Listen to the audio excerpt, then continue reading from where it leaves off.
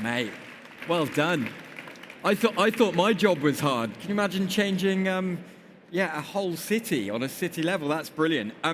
So we're going to dive into collaboration on a slightly different perspective now, bringing L'Oreal, CNRS, and scale-up packaging and materials company Kelpi to the stage. So welcome to the stage, Neil, Mehdi, and Ezgi. Come over, come over, come over. Got some music for you and everything. Come join. Hi all. Hello, hello. Guys, please introduce yourselves, what your role is, and should we get a little bit personal? Let's get a glimpse into your life outside of work a little bit. What one innovation in your personal lives can't you live without? Ezgi, let's start with you. Good afternoon, everyone. I'm Ezgi Barcenas. I'm the Chief Corporate Responsibility Officer of L'Oreal Group, where I head up our sustainability efforts globally. So the one innovation that I would say I'm excited about, and we've seen a lot of acceleration in this space in the last few years, is refills. I started using more refills initially with perfumes because I really love the idea of holding on to and keeping my iconic fragrance bottle and being able to lower my environmental footprint as well when that bottle ends. And now I look for it everywhere, from personal care to household items. Okay, I love it. Well, my previous guest from Rituals will love that answer, so great. Mehdi, over to you. Hello. So I'm Mehdi Gmar, Deputy CEO for Innovation in CNRS. CNRS is the National Center for Scientific Research. And the innovation I need is science, because no innovation without science. And we need science every day in everything. So my innovation is science. Okay, make science great again. I like it. Neil, over to you. Hi, my name is Neil Morris. I'm the founder and chairman of Kelpi. We're a small, innovative SME startup that's determined to remove fossil fuel plastics from packaging once and for all. So the innovation that I can't live without is a very, very old one. It's my aluminium water bottle. It's crazy that we are still using plastic to bottle water to ship around the world. So let's do better. Let's find ways in which we can avoid using plastics where there are so much better alternatives. And then if you allow me, today's one, well, it's about using AI in ways that actually improve our lives, not simply to improve the profits of companies that are doing quite well without it. Okay, I'm going to jump in off the cuff. Shazam, how good is that app? You could just click a button and it can tell you what song it is. If you haven't used it, use it. If anybody knows anybody at Shazam, please introduce me. But let's talk about collaboration, shall we? Everybody talks about collaboration as a good thing. But what does it actually unlock that you couldn't do alone? And Neil, a very modest intro, by the way, saying that you're a small startup. You partnered with a number of brands from Diageo to Unilever to L'Oreal to some brilliant smaller B Corp brands. How does partnerships unlock things for Kelpi that you just couldn't build alone? We started out by looking to focus on, rather than making companies want innovation, we started making innovation that companies wanted. And for us, that key guiding principle is how do we work collaboratively with those companies that will be our clients so that we can start to evolve our product, develop a product through the eyes of our clients. None better than L'Oreal as an example, where we've been working together for some time now, helping with L'Oreal helping us to understand exactly what the targets are that we need to achieve, and allowing us time in the laboratory to be able to develop the new scientific-based innovation that we need to succeed in removing fossil fuel plastics from the packaging supply chain. What do you mean by targets from L'Oreal's basis? So let's take, first of all, the answer to the opposite of that question, which is where we don't start is cost. Because if we always start a discussion with cost, we'll throttle innovation before it's got going. Yep. Where we do start are performance characteristics, where we might not be able to achieve at the beginning of that relationship a performance characteristic, but we will gradually, over 3, 6, and 9 months, managed to optimize products to achieve that performance target. That could be a water barrier, it could be a gas barrier, it could be working with certain active ingredients that we're packaging in order to ensure that the packaging continues to perform at the level required, not just after 2 months, but after 2 years. Really interesting. Well, Ezgi, I've just spent some time over at the L'Oreal stand. It's really, really interesting. I saw that you've recently announced a new accelerator program. Pretty big numbers, this, backed by a whopping 100 million euros. That's quite some money, quite some investment. Can you tell us more about that program and what it actually unlocks that you couldn't do alone? So L'Oreal is a company born out of science over 115 years ago. And I know Mehdi mentioned science earlier. So in everything we do, that pursuit of science, the pursuit of innovation is deeply woven into the DNA, into the fabric of our DNA as a company.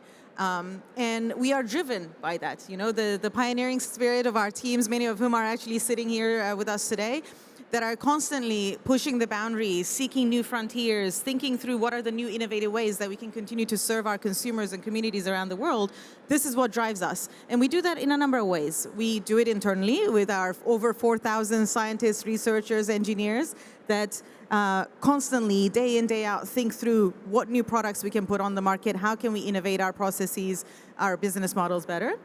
We do it, of course, with our immense network of suppliers, over 35,000 supply chain partners around the world who share our ambitions, who sit side by side with us to understand what we're looking to solve for and how we can continue to collaborate and co-design new opportunities, new products out there. And yet, when we think about our sustainability ambitions, we call them our L'Oreal for the Future ambitions, we feel that the challenges we're looking to solve for are much bigger than us. You know, we always hear people say, you know, we can't do this alone. The reality is these challenges are so big, so immense, so pressing that we have to turn to every single partner out there who can help us bring those ideas, the innovations to the forefront. So this is why we launched l'Accelerator last year, our Sustainable Innovation Accelerator program, which is endowed with 100 million euros through 2030. And the basic idea behind it is to be more inclusive and more intentional with the partnerships that we seek. Because we know that, yes, we can continue to innovate and design with our existing supply chain partners, and yet we still also have to look for more inclusive ways to onboard new partners, new ideas, breakthrough technologies that are out there that are looking for support from companies like ours to help develop that technology, to nurture it, to bring it to scale. So this is why l'Accelerator was launched last year. And the idea is to identify, pilot, and bring to scale these solutions. And from the beginning, the intent is really that scale. And I think I cannot emphasize this enough, you know, how we can be increasingly more transparent about the challenges that we face, the critical solution gaps that exist in the market. When we actually launched the call for applications, we listed over 70 challenges transparently on a website saying these are the types of solutions we are looking for. You know, apply to be considered to become one of our partners. So we are excited right now. We have 13 ventures in our first cohort, and we have, of course, here one of the ventures. And 2 more at our booth, so you can definitely check them out and learn more about the latest technologies. And we're really excited about our partnership with Kelpi and the potential that it represents. But also, we just launched applications, the call for applications for the second cohort on Friday, which will run through first week of May. So for those of you in the audience who are entrepreneurs, who know of entrepreneurs, new ventures, startups, breakthrough technologies out there, the SMEs, I encourage you to look us up and apply for the program. But the idea is really to be more inclusive, more intentional with the types of challenges that we're looking to solve for, and be more transparent and sincere in our ambitions. Okay, really, really interesting, and thanks for sharing that. From a public research perspective, Mehdi, where does public research and something neither corporates nor startups can do themselves, like how does that work, and how does that unlock collaboration that you couldn't do alone? Yes, perhaps I have to say that at CNRS, our main mission is to do fundamental research. It means long-term research with discovery of science on very different topics from physics, chemistry, science, human. But it's a long-term relation. If we want to innovate, we need to collaborate with short-time problem, short-time innovation. And it's why it's so interesting, and it's a very important thing to be able to talk the same language, the same question. What is your question as an industrial? What is your question? And we try to translate this question in a question of science, because we do science, again, because it's important to do science. And all the collaboration, we cannot innovate without collaboration because we don't know the problem. We don't know what is your problem, what is the market. We don't know what is okay to be developed. So the collaboration with industrial partners, with startup, because we need women and men to carry on some project, is the base on our collaboration. Interesting. Do you want to build on that? Yeah, I think you make a really important point, Mehdi. Let's not pretend that the language of science and the language of commerce are the same language. They're not. We need translators. We need intermediaries. We need ways of bringing science to bear on commercial problems, but they are not the same thing. Here at Kelpi, I set up the company with a co-founder who is a professor of chemical engineering at the University of Bath in the west of England. The reason that Kelpi is succeeding is there remains a tension between his scientific approach and my commercial approach. It's a good tension. We work through it to resolve for important clients like L'Oreal how we continue to innovate, push the boundaries of scientific possibility, but retain at our hearts the need to produce a commercial outcome. There's a concept that you're very familiar with, Joss, in sustainable business, the triple bottom line, the idea that people, planet and profit are equally important, that one must not be allowed to trump the other. And it's only by moving those three alongside each other and not making people and planet secondary to profit that we're really then able to start to use sustainability as that interpreter between science and commerce. Yeah, really, really interesting. So when we talk about innovation, we often think about product, don't we? But what else actually needs to innovate if we want to impact at scale? We've just talked about language, and that's really interesting. But Mehdi, from a research side, where are the most overlooked innovation opportunities right now? I will say it's a collaboration between different disciplines of research.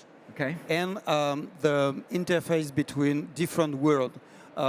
We think it's not a long, straight line. We need some hesitation, some stumble sometimes. And it's very important to say that it's important that social sciences, physics, and different sort of research. And it's because we have not the same experience, or we don't see the problem with different point of view. And this is very, I think, the next step to be able to go further than the stage actually.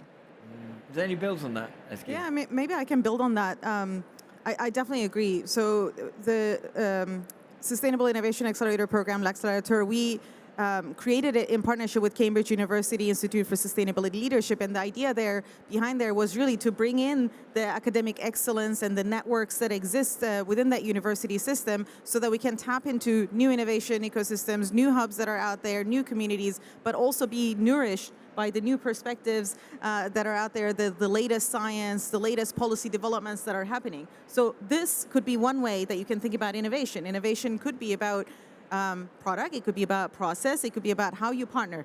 Another idea or example that I can give you is, you can find it out at our booth, our partnership with Cosmo International on this technology called OsmoBloom, which is a heatless, waterless technology that extracts, it's an extraction technology that extracts the scent, the fragrance of a flower for us to improve the art and science of fragrance. I mean, imagine that, how you can find ways to improve processes, to use less resources, to create less impact, but at the same time, also tap into new opportunities of what it means to build a fragrance, what it means to actually extract that scent. And now, because you're protecting the raw materials, maybe you can reuse it again, right? So there's so many ways that we can really think through our entire value chain, from sourcing to operational excellence to product design to how things show up on shelf to how we engage with our consumers.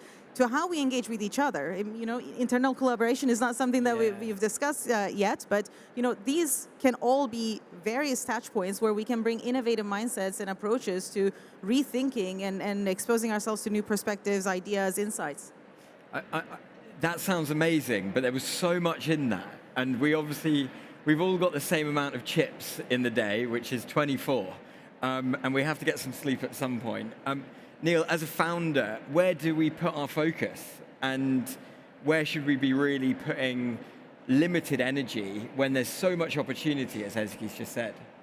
I think from your question and Ezgi's response, I think it's important that we don't get stuck on product innovation, that we're looking at, as you say, Ezgi, we're looking at process innovation, we're looking at business model innovation, which is the heart of collaborative programs like the Accelerator by L'Oreal, the way that we can bring what we call clients, L'Oreal, what you call suppliers, Kelpi, together in a way that our laboratory in England forms an extension of your laboratory thinking in Paris, that we can bring worldwide teams together and the different brands together. You mentioned art and science. Well, I'm going to go to the art end, if I may. Okay, please do. So, we are in Paris. We are in Paris, and right next door is a Matisse exhibition. But I'm not going to talk about Matisse. Instead, I'm going to talk about Cézanne and Picasso, two of the giants of 20th century art, who each transformed art during that century. Picasso exploded on the scene as a product innovator, if you like, a conceptual innovator. His greatest work, arguably, let's fight afterwards in the bar, arguably his greatest work was that produced in his 20s. He utterly revolutionized art. Cézanne was much more of a process innovator. He gradually evolved his artistic style. Arguably, Cézanne's greatest works were produced not in his 20s, but in his 60s. Together, they each had a profound effect. But I think looking on parallels with art outside of science, we learn that you've got to take different approaches to innovation, that process as well as product innovation, business model innovation, as well as innovation in internal collaboration are equally important. Keep coming at it differently. I've got a great saying, borrowed from the world of advertising, that when the world zigs, then zag. That's the opposite of a zigzag. It's when the world's going one way, try going the other way, innovate differently, and then we'll create progress. Love it. Some builds on that. I like the parallel between artists and scientists, because it's a different way to see the reality and to try to overcome a common way to see the things. And I think they need time. And I think the big issue is to be able to keep time for a researcher, but to keep the momentum with industrial partners, with innovation. All the challenge for us as a research public is to find this balance between a very speed-up society with very short-term KPI and so on, and to keep this research, fundamental research, as an artist. So we need artists and we need science, again. Okay, I like that. So if you're the startup playing the 20-year-old artist, and we've got L'Oreal, which is a 150-year-old, so maybe you can play the slightly more wiser approach to collaboration. Where has there been some genuine unlock in innovation that wouldn't have happened otherwise without things like your accelerator program, or influence maybe even internally through employees? I would say, we're looking for ways to lead with impact and with sincerity, and we don't have all the answers. So I want to put that out there, regardless of the number of years ago that we were born, 115 plus years ago. But that said, I think,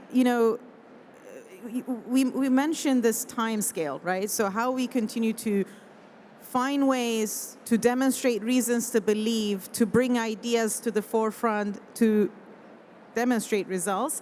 And at the same time, how do we also keep our eyes on the horizon about that long-term vision of where we want to go, what challenges are we looking to collectively solve for, so that we can be consistent in our approach. Again, if I can tie it back to innovation, L'Accelerator is a program that we're running every year, and we're posting these challenges year after year so that the world knows, so that the ventures, the entrepreneurs, they know the challenges, the critical solution gaps that exist within big business and what we're looking to solve for. And by doing that consistently, year after year, to say we're still looking for these solutions, because we are a very big company. We're looking for a portfolio of choices. We're looking to find ways to scale these solutions that are out there. By creating that consistency in the market, you're actually sending demand signals. You're allowing for that market creation to happen. You're allowing for that innovation to happen, to unlock. And I think maybe it goes a little bit back to what we discussed about the art and science, but to Neil's point, this also is about, how do we nourish that ecosystem, and how do we send very clear signals about what we're looking for, so that we can inform, and we can also find ways to learn from each other. I firmly believe in non-linear thinking, the feedback loops. We can learn a lot from each other, from different sectors. There could be so much innovation out there that could be applicable today or tomorrow in the beauty sector, in the beauty industry, right? So how do we turn to each other to really learn from each other? I think this is also a big unlock that we're seeing now, because again, as we're looking to solve for the challenges of today to create a better future tomorrow, we are realizing that we have to be transparent about the challenges that we face, and at the same time, we also have to be humble enough to reach out there and say, okay, maybe someone else has the solution, and we can put our minds together and we can think through what does it take, the company to come in and pilot, but also the financing that it will require, but also the enabling policy environment that will support the development of these solutions and to bring them to market, to bring them to scale. So for me, I think so many opportunities for us to really think through, stay focused on the short term without losing sight of that long-term consistency and vision, so that we can continue to build those innovation pipelines. I mentioned it in the previous session that I was hosting. I'm a pretty impatient person, and I want speed. So what would you say to the people who are looking for a little bit more pace in that long-term journey? Obviously, learning from people is great, but it can take a long time to gather all of that insight. Like, how do we speed this up? It's quite an open question. I think I'll start with one word: alignment. Spend time, counterintuitively, if you want to speed things up, spend time at the beginning of the conversation. Make sure that you've got the interpretation between art and science, between science and commerce, and spend time defining what we're in this for. Effective collaborative innovation is a conversation. We need to allow that conversation to develop common terms, otherwise we will fail. I mentioned earlier, focus too early in that conversation on cost will throttle innovation. A focus too late in that conversation on cost will mean it never gets to market. Yeah. So let's start by saying, right, where do we want to go on costs? Where do we set the parameters of how we work together? And then one last point, we've also got to allow room for failure. And again, that's counterintuitive if you're looking to speed things up, but we've got to have the kind of relationship where Ezgi and I can sit down in a room and Ezgi can say, yeah, this hasn't worked, and we'll go, okay, can we change anything? And if not, then it was good. Let's move on in the same way as, yeah, this has worked phenomenally well. Now let's build on it harder, faster, and get there more quickly. So a willingness to allow failure is a critical part of innovation through collaboration. Do you want to build on that? Yeah, I would say why you do what you do matters, right? So it all comes back to the problem. Do we have a shared understanding of the problem we're solving for? And more often than not, in sustainability, you have to multi-solve. You have to solve for environmental, social, and economic aspects, right? So I agree with Neil that you cannot jump to the cost discussion too soon, and yet you cannot postpone it either. Because again, for innovation to survive in a portfolio of choices, for it to thrive, for us to onboard a new ingredient, an alternative material, we need to also think through what will it take. In the first few years of that innovation, as it reaches economies of scale, how can we support that through funding, through financing, through investment, but also thinking through that green premium, and at the same time thinking through how does this show up on shelf with the consumer so that the consumer can understand the value proposition of that new product or that evolved product, that new innovation. So I think there's a lot of opportunities for us to really think through some of those elements. Would you not agree, though, specifically in the last year or 2 years, it feels like sustainable innovation has slowed down a little bit. We've got AI, which is kind of ramping up, built out of quite a long time of building those foundations, but is now at kind of exponential scale. We don't necessarily have that so much in sustainable innovation, do we? I would say we have many reasons to believe. You've got 40,000 people visiting ChangeNOW this week. I mean, imagine the power of that, the convening power that stays, here, the innovations that we're seeing, the ambitions that are out there. I think there's a lot of reasons to believe. We have to act with urgency, and at the same time, we also have to, bring to the forefront those solutions that are out there, the efforts, the transparency, so that we can continue to collaborate together. Yeah. Perhaps I could add about time and the speed up or slow down. When you are a researcher, you can slow down by doing your research long term, but sometimes you can speed up by creating a startup. And now in our environment, you can do that. 20 years ago, 30 years ago, it was more difficult to go back, to go further and go back. And now I think it's, okay, we have some times that it's more difficult to find a market for an innovation. But by doing research, you come back to your lab, you do your research, you're protected from the outside, and when it's a good moment, you can go outside. It's why I say to the young people in the room, it's very interesting to do research now, because you can do go and back. And now, of course, for you, young generation, it's not a long journey from 30 years in the same company. When you work at CNRS, you can do research, excellent research, but you can create your startup. And I think it's a good answer to this, the noise outside. You have a house, and this home is the science. Well, let's see who is in the room. So who works or runs a startup here? Okay, we've got a couple of hands up. Who works in a really big company? Okay. Lots of big companies in there. And who works in sustainability? Look at that. Isn't that great? You're all change makers. 100%. I love that. So, look, let's just talk about this a little bit. So let's start with the kind of startups, the early stage people. Where should they be focusing first right now? If we've got to have a prioritization level so that we don't overburn ourselves, which we know is a big stat in startups not succeeding outside of 3 or 4 years, where do we start first? So Mehdi, you've obviously got some great research to enable that. Where would you start from their perspective? I will say that starting by discuss about the market at one point, and you say it's a good moment to discuss by that. And another word to be involved in is its ecosystem. It's very important to find the right people around the startup. It's a question of people, confidence, and I think don't hesitate to ask advice to be sure to find the right way. So try to find the good advice and good people around you. And from your perspective, for those smaller, earlier stage organizations wanting to work with larger companies, and for all the people that put their hand up working in large companies, how would you find those smaller organizations that have got a natural partnership?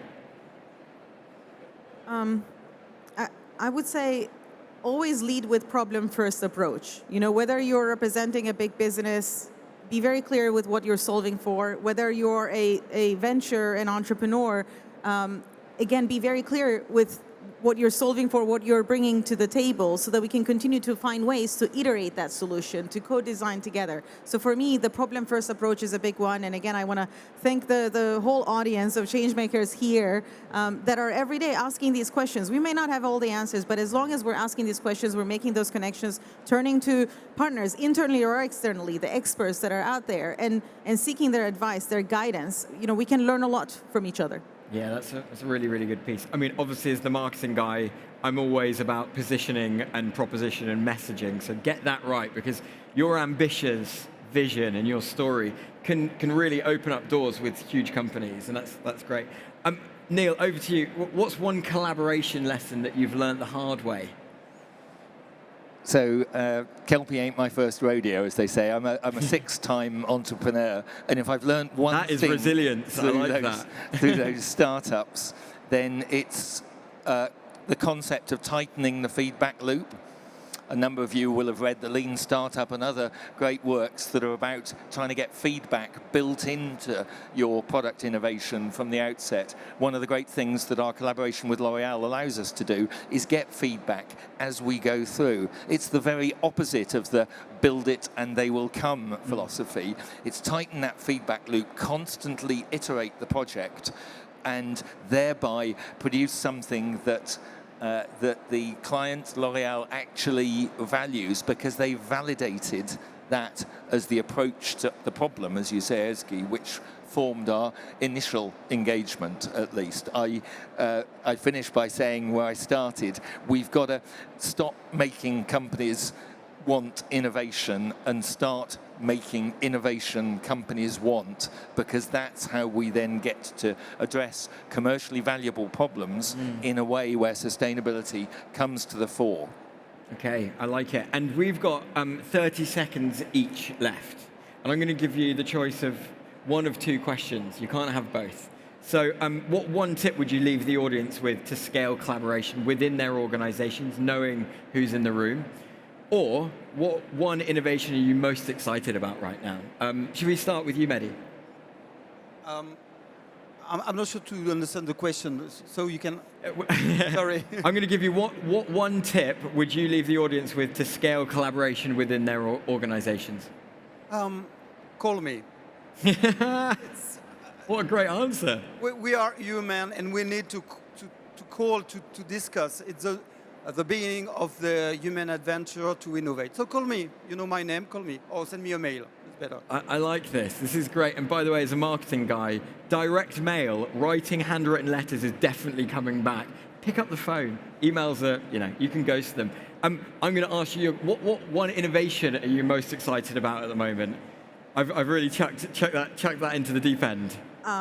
Well, we have 3 incredible ventures that are actually near the L'Oreal booth, again, Kelpi being one of them. So I encourage all of you to go check them out and hear from them their story and their solutions that they're bringing to market. They're part of our first cohort for the L'Accélérateur. And my one advice or last message to the audience would be, I will choose my own question, yes. Would be, raise your hand, ask questions, challenge each other, but do it in such ways that you're building bridges. Neil, final words from you. Start today.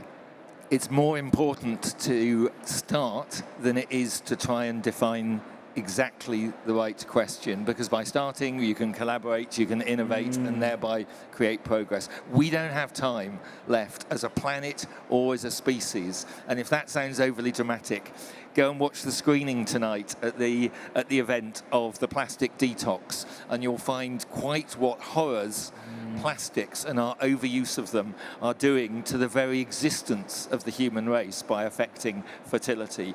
Go and understand some of the other major factors that we're all here today to consider and discuss, but start today doing something that we can turn into the engine of change. I like that. Don't do this, but that's a little bit of a mic drop moment, isn't it? So, bravo. Guys, can we get a round of applause? There we go. Thank you so much, guys. Thank you. Brilliant. Welcome. Thank you. Cheers.